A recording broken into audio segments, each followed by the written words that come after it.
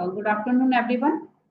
On behalf of Department of History, Faculty of Humanities and Social Sciences, Integral University, it is my great pleasure to welcome you all and also our today's speaker, Dr. Anshul Ali Tiger, Assistant Professor of History at Integral University, Lucknow, to this value-added program. Dr. Anshul is an accomplished scholar in the field of history and now uh, he will enlighten us with his knowledge on Maurya Empire. And we are honored to have you, sir. Now you can start your lecture. Now, sir, it's over to you.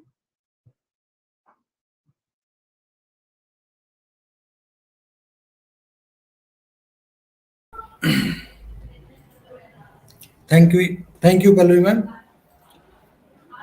A very good afternoon, all of you. Now, I'm going to deliver the lecture on some aspect of the social, rural, and urban life of the Mauryan Empire. As I have already mentioned earlier, given the dynamics and slow-moving nature of the social and economical process, it is difficult to these within the framework of dynastic history. So here we will confine ourselves to looking a few aspects related specifically to the Mauryan period. Megasthenes divided the Indian people into the seven strata, and Diodorus and Strabo used the Greek word mayor, and the Aryan used the word geni for these divisions. If we combine the description, the seven groups were as follow. One or the first is philosopher, second is farmer, third is herdsmen, fourth is hunters, fifth is artisans, and sixth is traders, and seventh is soldiers, and the king's counselors. This collection of occupational groups and administration ranks correspond neither to the Varnas nor to the Jatis.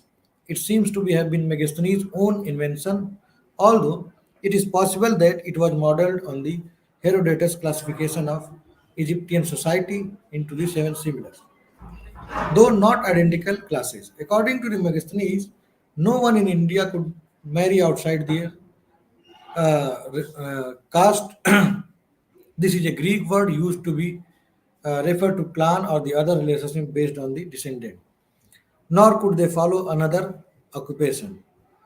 Romila Thapar points out that this is important to understand the nature of the Greek words and Megasthenes used, and that although he got the numbers wrong, he did not identify two of the important aspects of the caste system: hereditary occupation and endogamy.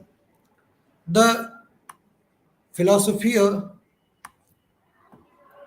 word is used for the philosopher or the people who uh, have a knowledge for the religious activities and other things. So the idea for the Mauryan Empire was highly centralized, and Mauryan Empire was based partially on the assumption that the empire centralization go together. It was also based on the uncritical reading of the Arthashastra, which present a state that controlled the peoples, produced and resources of its domain with all encompassing and robotic precision. More recent writing on the Mauryan state have gone to the other extreme, and the Mauryan Empire could not possibly have been centralized. Maurya ruler was superimposed over a number of existing political units, which must have been allowed to continue the exercise varying degree of autonomy. Asoka's personal supervision applied only to the propagation of the Dhamma, not to the detail of the routine administration. Initiatives at the provincial and local administrative level are evident in the script, language, content, and location of the inscription. For instance, the fact that the Greek and Aramaic inscription in the northwest were not literal translation of the standard edict suggests that the considerable initiative was left in the hands of local officials and people. Robina Thapar initially presented the Maurya Empire as a new form of government marked by the centralized control and planning. He subsequently reconsidered of the issue, suggests that the Maurya Empire was not a homogeneous whole and that it subsumed different sort of economics, politics, and life phase.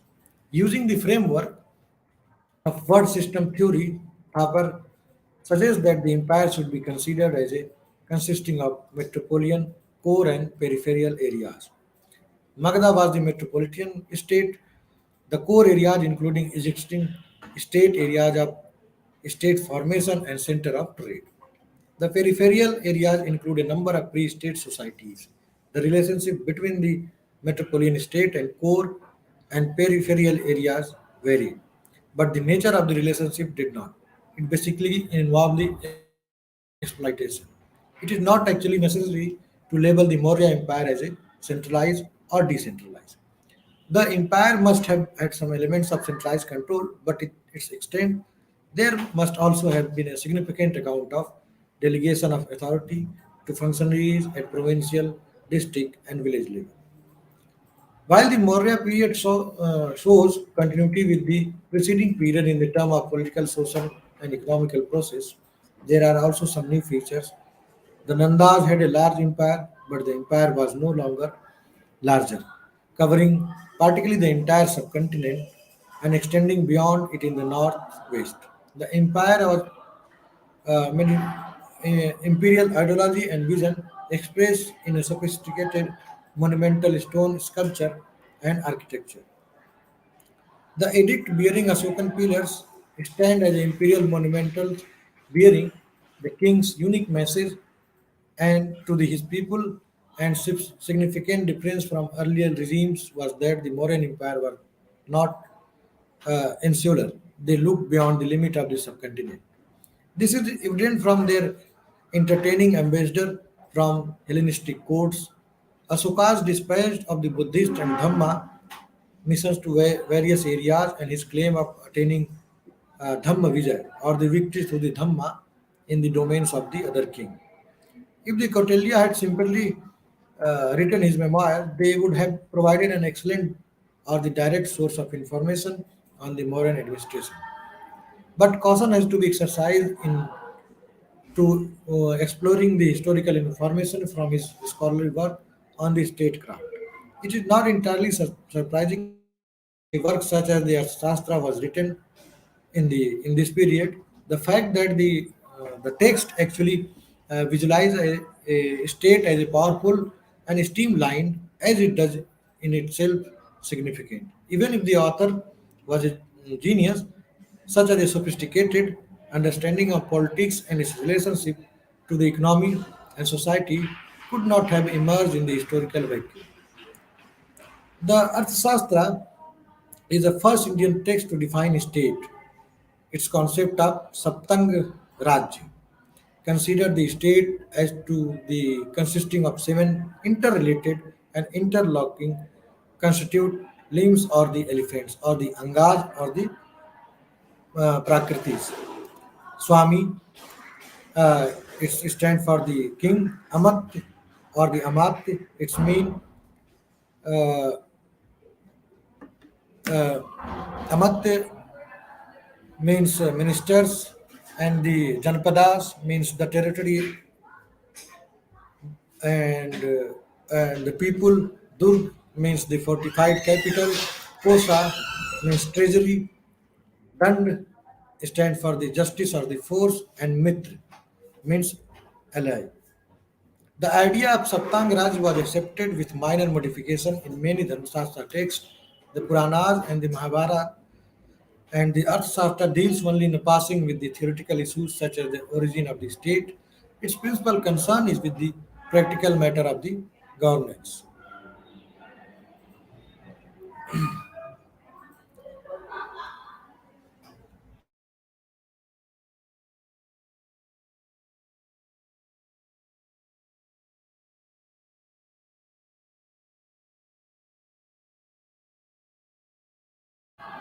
So,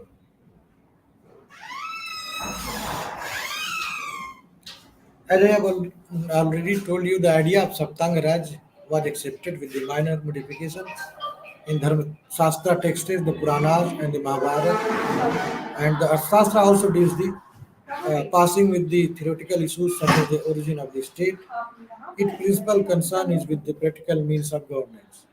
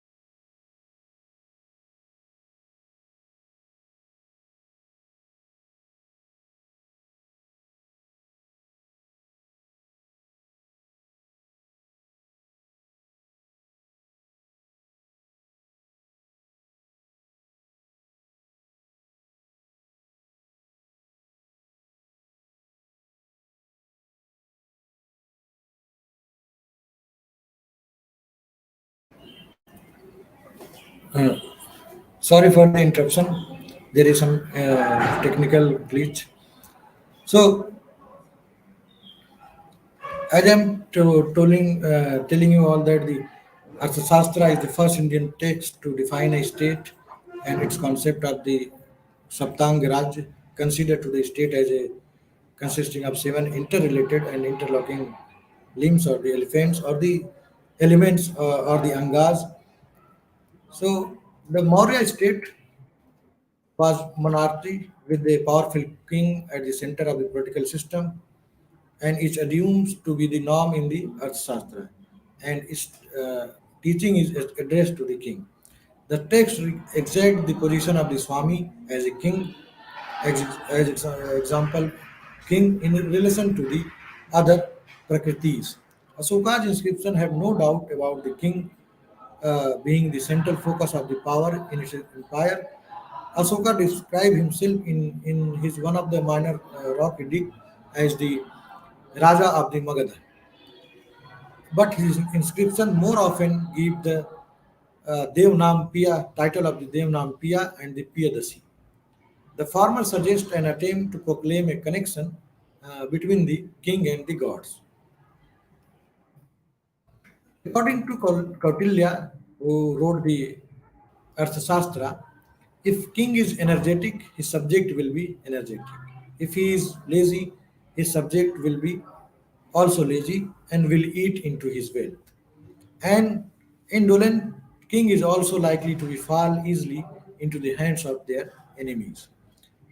Arthashastra recommends that the king divide the day and night into 8 parts each.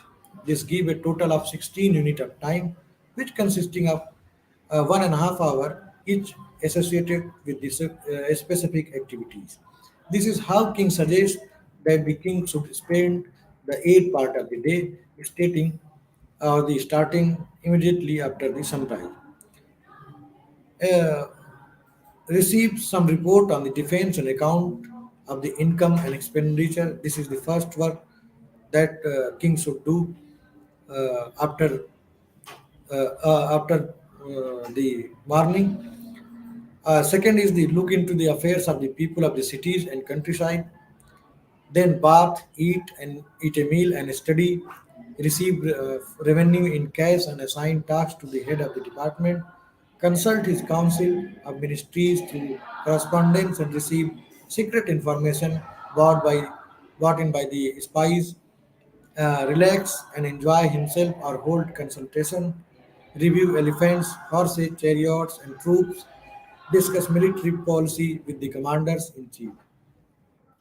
So these are the term and conditions or the suggestions that was given by the Kautilya in the Arthashastra that how king should spend the eighth part of the day after the sunrise. Another thing that Kautilya recommends that the king spend the eighth part of the how the king spend the eighth part of the night. In this list, first was to interview the secret agents of the state, bath, have a meal and study, go to the bed and listen some musical instruments, continue to the sleep. This give him a total of four and a half hour of sleep.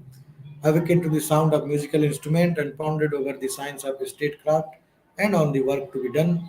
Consult with the counselors and dispatch secret agents in their state, in the state, receive blessing from the priest, see his physician and cook and astrologer. And after that, king should take a day break and the king should proceed to the assembly hall.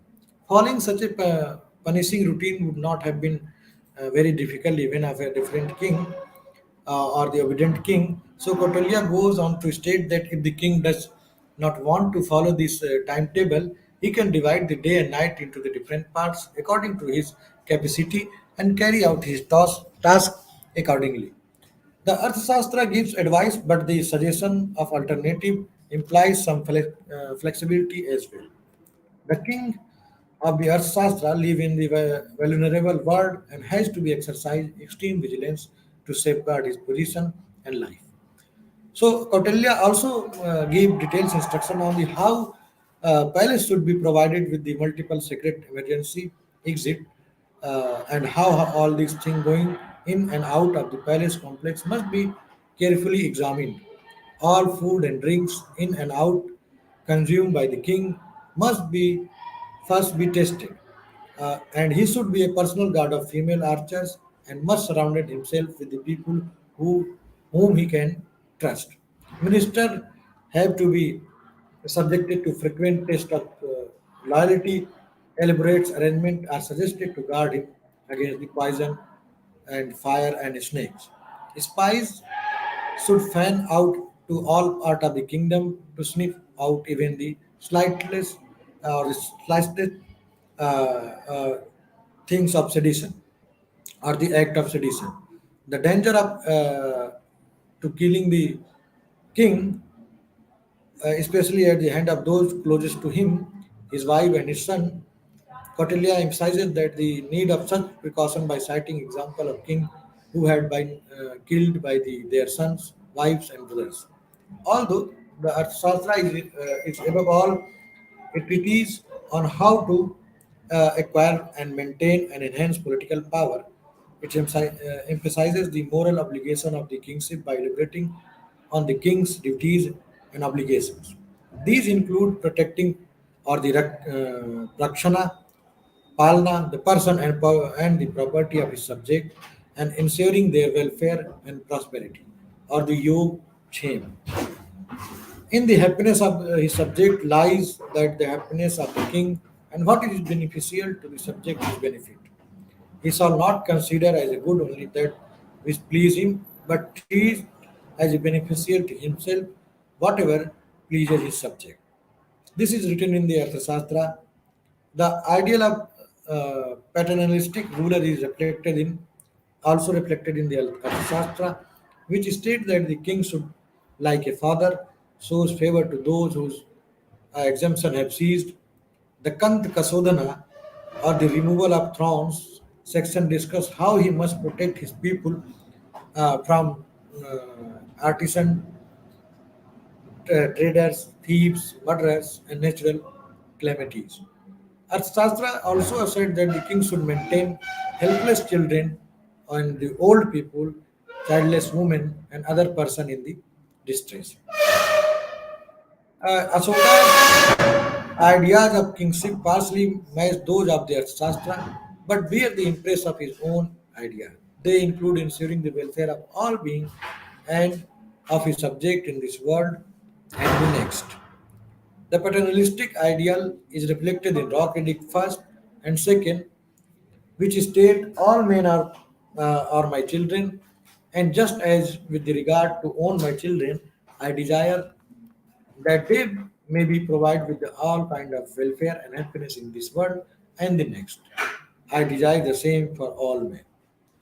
This is written by the Asoka in their Rock Edict first and second.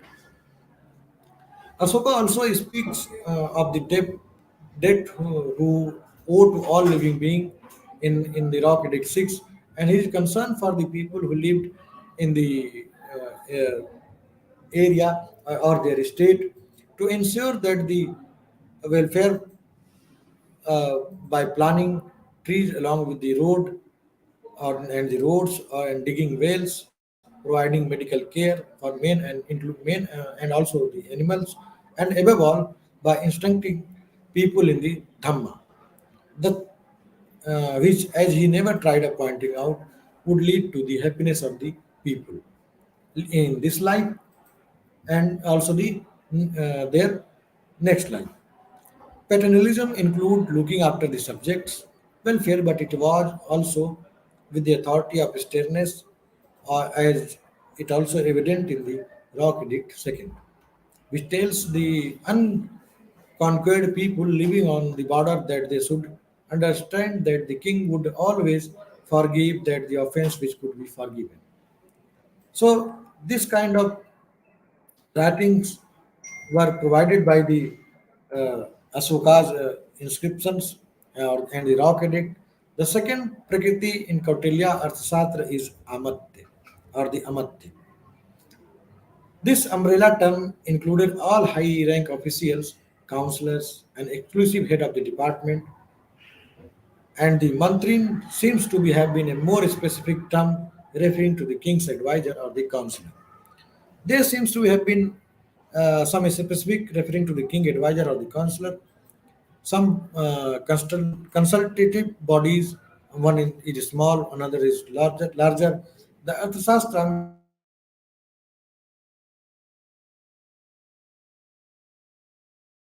the Mantri Parishad. It also refers a larger body of the variable number called the Mantri Parishad, which included executive head of the department.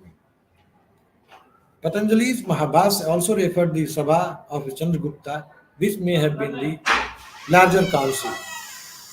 The Sambhu of the Megasthenes also appear to refer this kind of body, and Asoka's Rock Edict III also stated that the Palisa or the Parisa or the Parisad is to direct to the officer known as a Yukta or the Yutas in the discharge of certain duties. In Rock Edict 6, the king stated that he should be informed immediately if any dispute happen in their state or the arise among their Mantri Parishad or the Parishada in the course of their deliberation. This seems to be reference to a smaller or the selected body. It can be connected to the Megasthenes, those who sit together, similar in a meaning to the Parishad or the Sunde Rui. So, according to the king Megasthenes, the life of king should be uh, if king or the person is committed to the women who also purchase from their fathers and the bodyguard, and the rest up to the military force are stationed outside the gate. And a woman who kills a king when he is drunk receive as her reward the privilege of consulting with his successor, and their children succeeded to the throne. This kind of behavior was not acceptable, and Bagastani suggests that recommends that the and suggests that the king should be like this. And again, the king does not sleep in the daytime, as per or the according to the Megasthenes, that the king should not sleep in the daytime. And even at the night, he is forced to rechange his bed from the time to time because of plots against him. Among the non-military departure, he makes from his palace one is to the court where he spent the whole day hearing the cases of the till the end, even if the hours come to the care of the his person. This care of the person consists of being rubbed with the sticks of the wood, for while he is hearing the cases through, he is also rubbed by the four men who stand around him and rub him. A second departure is to the sacrifice. A third is that to a king, a kind of magic chase wherein he is surrounded by the women and beyond them by the some spear bearers. The road is lined with the ropes, and death is the penalty for anyone who passes inside the ropes to the women. And they are preceded by the drum beaters and gong carriers. The king hunts in the fenced enclosure, shooting arrows from the platform in his chariot. In this chariot, two or three armed women stand beside him, and also in the unfenced hunting ground for an elephant. And the women ride partially in the chariots and the partially on the horses and partially on the elephants, and they were equipped with the all kind of the weapons as they have whenever they or when they go on the military expedition with the men. It is interesting to note that the both Kautilya and Megasthenes mention that the king's women's bodyguards, equally interesting in the Megasthenes reference to the king changing his bed several times in the night and guard himself against the any threat. This fits in the well with the Kautilya's precaution against the killing of the king. The political role of the high-ranking official is also apparent in the fact that the Radhagupta, one of the Buddhist or the one of the Bindusara's mantri or the minister, seems to have played a key role in the Ashoka's successful bid for the power. Megasthenes also observed that the king was always available for the consultation even when being massaged. Ashoka's Rock Edict 6 also emphasizes the king's accessibility to his officials. This matches well with the Arthashastra recommendation that king must be accessible to the official at the all time, even in the nights. Apart from the king, his consultative bodies, there were a number of high officials in charge of important portfolios. The Arthashastra mentioned the Samaharti, it means for the chief collector of the revenue who was in charge of the maintaining accounts, and the Samnidharti, treasurer, also the charge of the royal stores.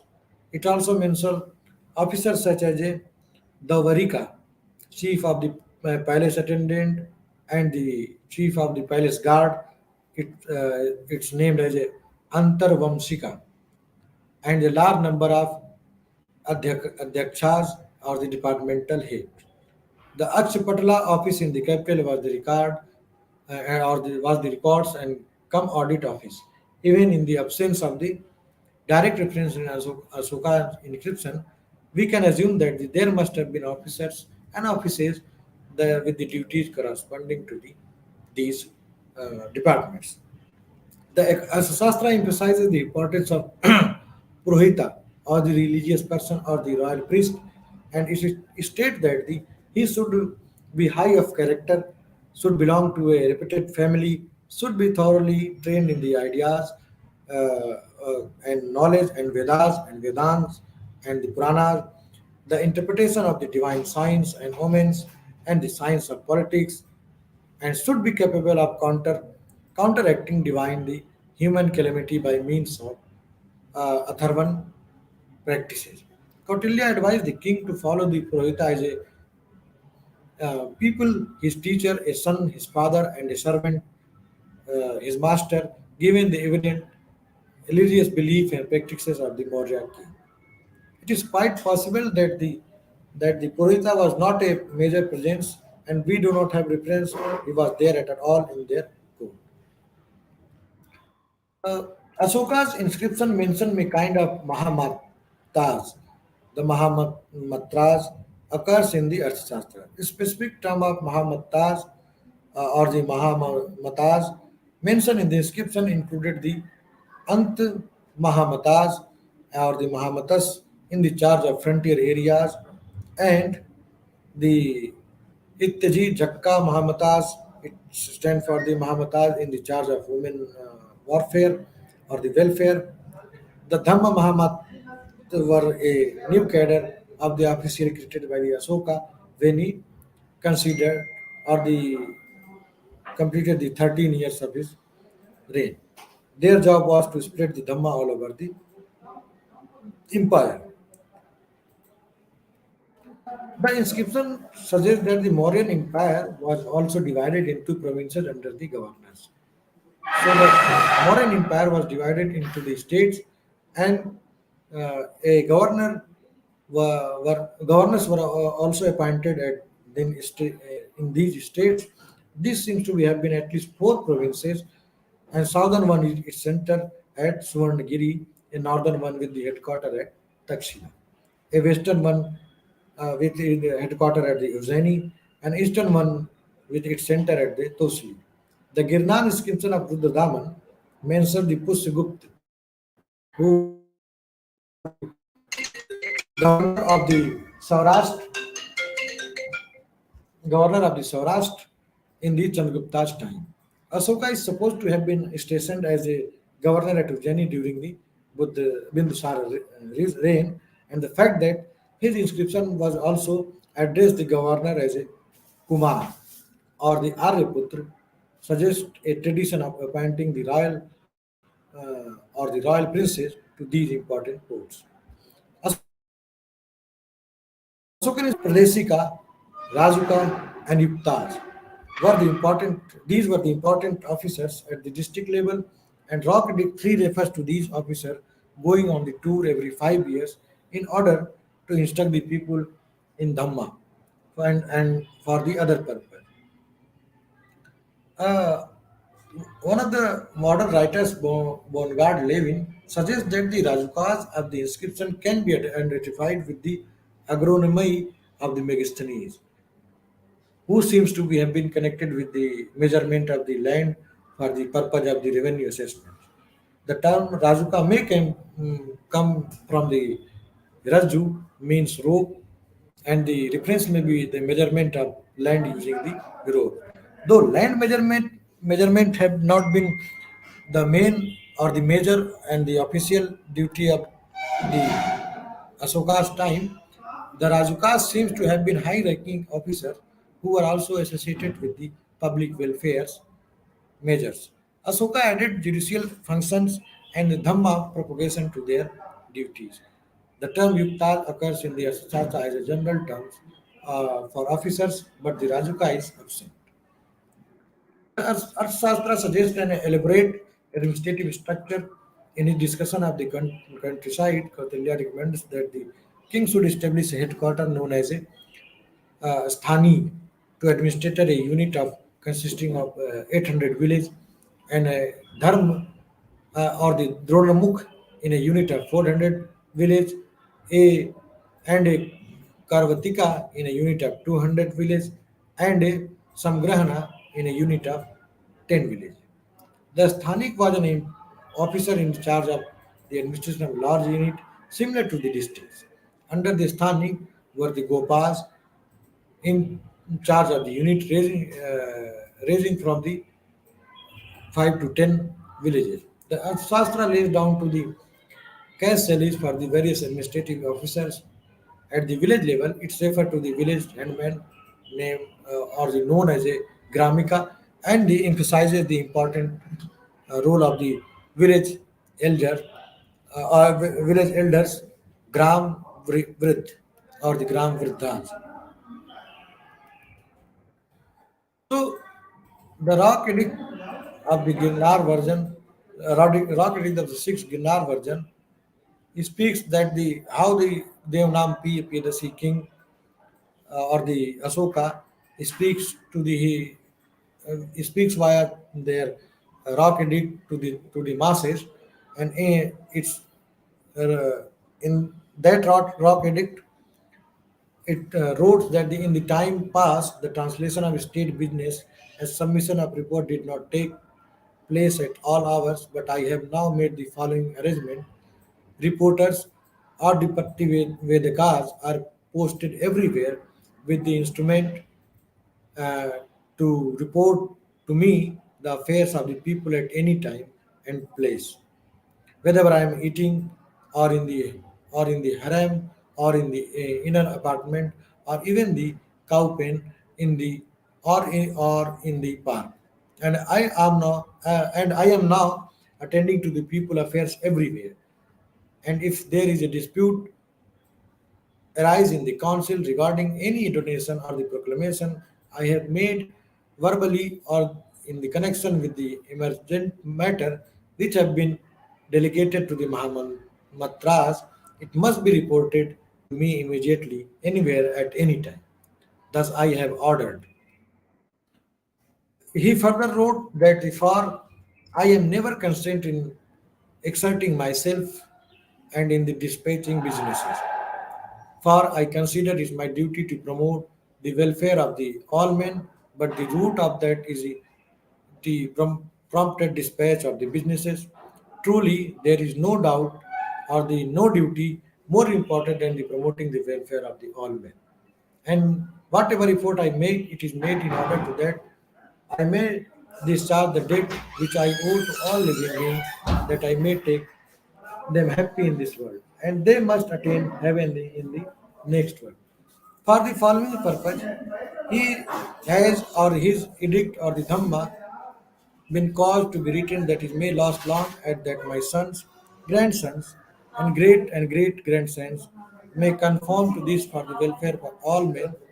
But this is difficult to accomplish without the great effort. So the Asoka's inscription referred to the also referred to the Pativedakas and Polisani, who were responsible for the keeping the king informed of the public opinion. The former seems to have been spies or the reporters, while the latter had a high rank and wider mandate. The Polisani can be connected with the Megasthenes episychomoi, or the as per the as per the Strabo and Arian, it stands for the purview. An elaborate and effective and intelligent system was central to the function of the Cotilian state, and the text has a great deal to say that the counter reporting to the king. It mentions spies who were poisoned, or it may also mention the spies who positioned in the one place. They were known as a sanstha, and those who roamed in the about the every part of the region, they were known as a sanchara. It's give advice on how a spy could be recruited among the population, and how they can should adopt to discharge their duty effectively. Megasthene's account of the city administration probably applies specifically to the Patliputra. It mentions six committee of five members, each in charge of the following aspects, uh, mainly the industrial arts, the entertainment, and the surveillance of the foreigners, maintaining record of the birth and death, and trade and commerce, and the supervising the public sales of goods and the collection of taxes of the merchant sold in the market. The Nagal Vaiholaka Mahamatas of the Asokan inscription were no doubt associated with the city administration. In this context, the Arthashastra mentions an officer called the Nagaraka or the Nagaraka, who had Sthanikas and Gopas, or the Sthanik and Gop under him. The Arthashastra attached a great deal of importance to the Kosala or the Kosa treasury, the fifth element of the Saptang Raj, and the list agriculture elements and animal husbandry and trade as the people's main occupation. Land was the most important resource and the source of the revenue for the state. The Megasthenes assertion cited by the Strabo that the all land was owned by the king is incorrect. That Strabo say, according to Strabo, that the all land was owned by the king. This is not correct. The Arthashastra, on the other hand, clearly recognized privately owned as well as the state-owned land. The latter under an officer known as a Sitadhyaksh or the Sitadhyaksh. Kshetra. Kshetra stands for the land or the area. It is mainly it stands for the land is listed among the item of property, and this is the sale of is subject to the certain regulation. The Kshetrika owner of this field is distinguished from the tenants. They were known as a upavasa or the upavasa.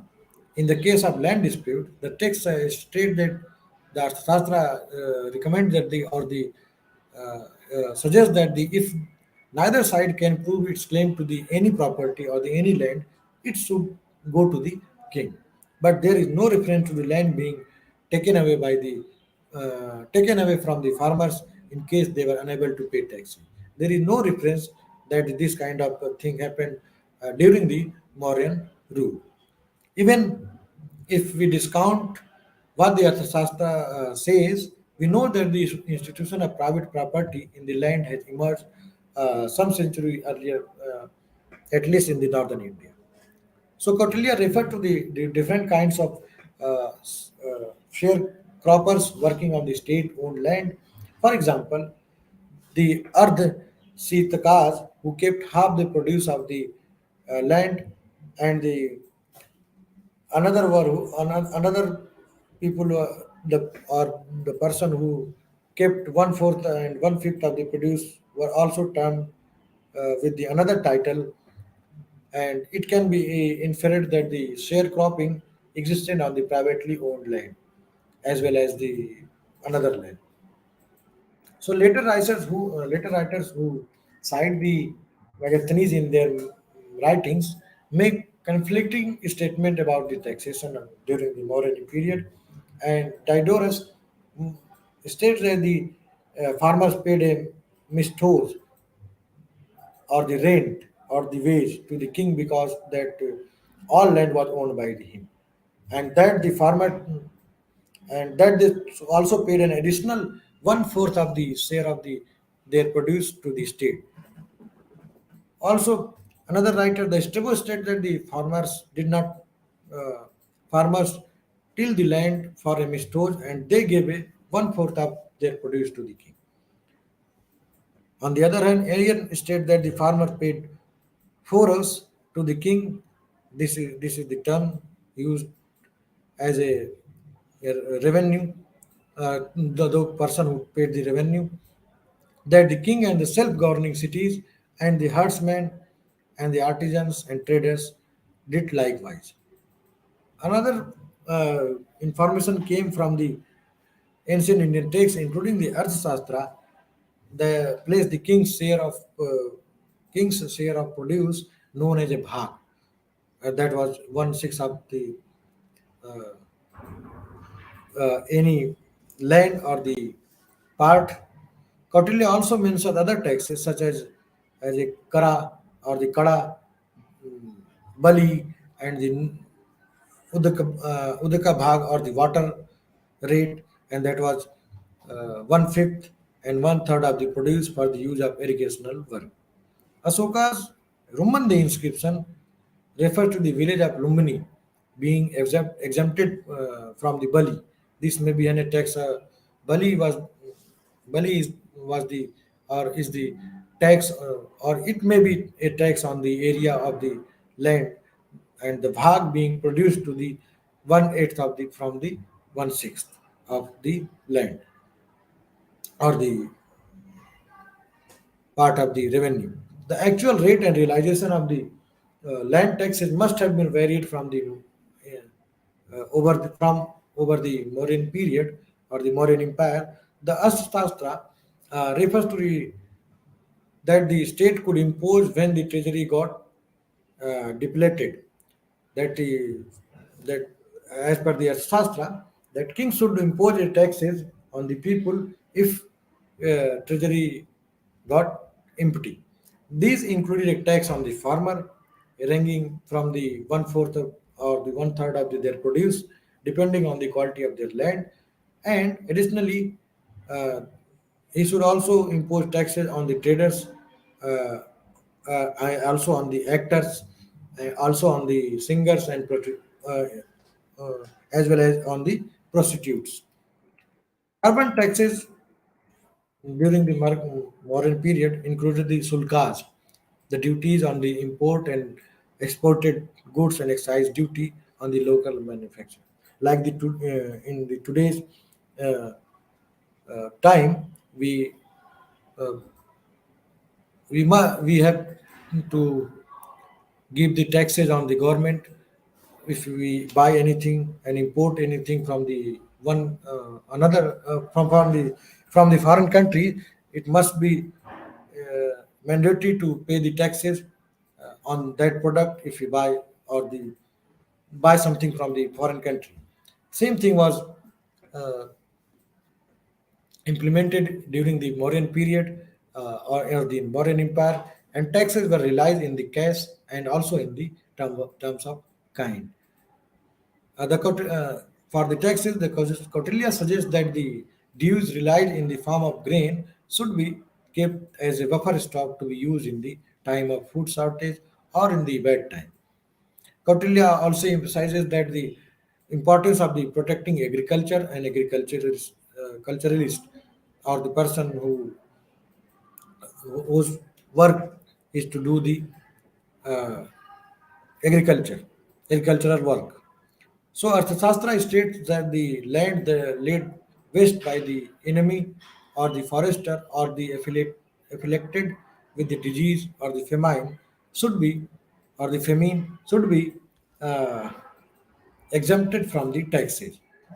These were the people who were uh, exempted from the taxes, and these land were also exempted from the taxes. Kautilya described that the forest, pastures, and mines as the state property, and mines under an officer, mines were the under the officer called the uh, Akra, Akaranda Adhyach. It's a stand for the person who control the mines or the mines came under the control of these kind of officers who are known as a Akranda Adhyach, who considered especially most of the important officers during the Mauryan Empire. Arthashastra recommend that the or the recommended the Arthashastra suggests that the king should grant land unsuitable for the agriculture in the wilderness to the for the study of the Vedas and the or the performance of the yoga uh, and the soma sacrifices also. It also educates that the tax-free and hereditary grant of the land to the Brahmins and or the religious person or the priest, such as the Ritvik, Acharya, and Purohit. Grant of the land to the Adhyakshas or the accountant or the Gopas or the Sthani or the elephant trainers and physicians, horse trainers, and such land could not be sold or mortgaged by the beneficiaries, but there are no reference that to the land grant in Megasthenes account. Although it does not seem to be suggest that the Brahman were free from the taxes, if this was so, it would be presumably also applied to the land tax.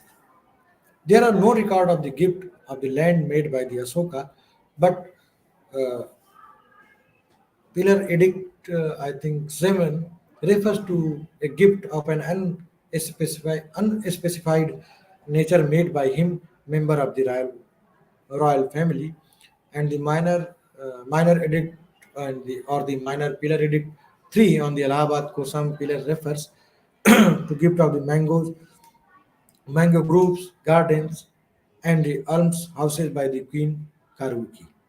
While inscription in the Barabar and Nagarjuna hills, or the Barabar and the hills belong to the Nagarjuna region, and the Nagarjuna hills record gift of a cave by the Asoka and his successor Dasarath to the Ajivika, or the person or the people who follow the Ajivika's life, or the aesthetic life. So one of the most remarkable aspect of the Arthashastra is its ability to visualize the extensive or the extensive state participation, regulation, and control over the economy. It is worth going over what is the text has to say about his remembering how that it is unlikely that the Maurya state actually functioned in such a manner. The Kautilya state that the land should be, or the E state, and employed worker and sharecroppers to this land. The Arthashastra mentions Sunnivi, Sunnavani Vesha established settlement on the occupied land as an important state activity. It recommends that the newly established village should consist of 100 to between the 100 to 500 families, mostly the Sudras. There is mention of the state extracting vishti from the people. This is usually interpreted as a forced labor. Vishti stand for the forced labor, and most of the writers uh, interpreted this as the peoples who forcibly work on the land by the order of the king or their subject. But in this period, could mean labor employed by the state or that provided by the subject in the lieu of the taxes. Kautilya also talks of the strict control over the market and trade. An officer called the Panayadhyaksh was in the charge of the trade, including the price fixation and the sale of the goods produced by the state-run manufacturing units.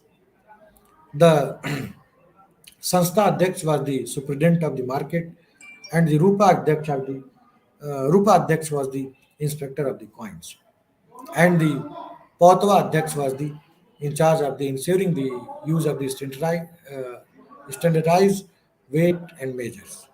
The Arthashastra also educates strict state control over the artisans and guilds. It prescribes a scale of ways from the different type of artisans and lay down punishment for the artisans failing to deliver proper goods. The Kautilya state was also an entrepreneur state. State-run textile workshop were to be placed under a Sutra Adhyaksh. So the state runs or the textile or the workshop were to be placed under a officer named as a Sutradhyaksh, and the chariot workshops under a Rathadhyaksh. No ancient, as per my knowledge, no ancient state could have exercised the sort of overreaching and complete control over the economy and society of the as visualized by the or the as mapped by the Kautilya. The fact that he could even imagine such a thing must have been partially rooted in the existence of the power state in the Mauryan Empire, or the that kind of powerful state in the Maurya period. But he seems to be have been. This is another thing that but he seems to be used it used it used his remarkable power of analysis and projection to indicate that the heights of the power and control to which a state could or should aspire. Durga, or the Durg, stand for the fortified capital, was the fourth element of the seven-limbed state, as suggested by the Kautilya. And Kautilya recommends or suggests that a series of frontier posts placed under the official known as a Antpalas. He also gives a detailed direction for the constructing of the main fort in the capital city, and he also recommended a mud rampart with the parapets of the bricks and the stones, and suggest that the troops be stations and along with the approaches to the fort. The fort walls should be surrounded by the not one but three moats filled with the lotuses and crocodiles. The fort should. He also suggests that the fort should also be uh, provided with the plenty of supplies to the tide overseas and should have secret escape routes for the emergency situation. The the fort should also consist of elephants, chariots, cavalry, and infantry, each under more than one officer, and Catalia refers to a standing army recruited with and maintained by the state, and to periodic levies of the troops. The fourth division of the army was suggested by the or the recommended by the Cotillard, and army should be divided into the infantry, cavalry, chariots, and the elephants. Should be, and these uh, all four division should be placed under the officers known as a Patyadhyaksh and Aswadhyaksh and Rathadhyaksh and the Hastyadhyaksh.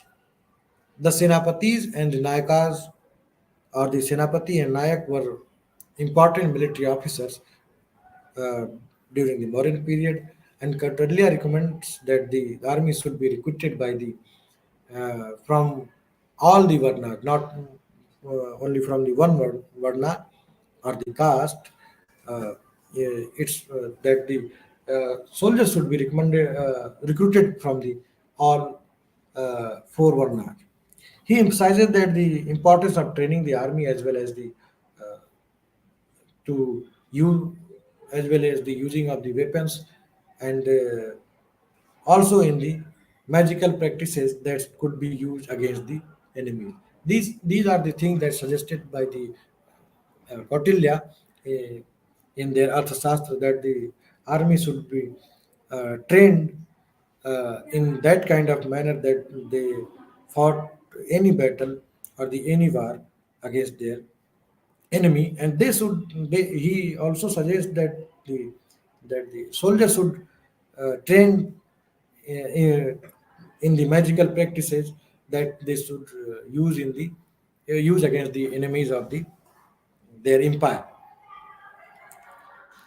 So all these things were suggested by the Kautilyas, and some part of the something or some another thing was also suggested by the Megasthenes, and he also provided us information about the Mauryan Empire, and many thing was also uh, regarding the socio-economic and cultural uh, situation of the Mauryan period was suggested by the provided by the Ashokan inscription, and other and some another other inscription also provide us very uh, well information regarding the Mauryan period.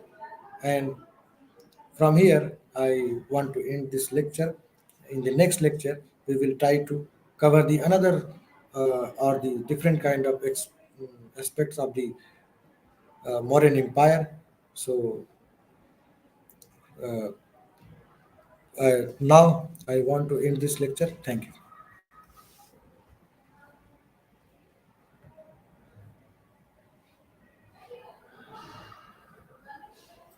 Now over to you, Pallavi ma'am.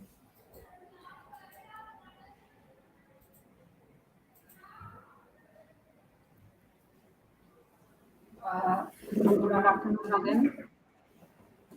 It's very enlightening. Thank you, sir. It's our pleasure that you enlightened us with your knowledge on modern Indian Empire. And if there is question, so there is no question. So I would like to end the session. Tomorrow we will continue with the next chapter. We will continue with the next topic. Uh, also, and the topic is also from the Mauryan Empire. Thank you, sir. Thank you very much, sir. Thank you, ma'am.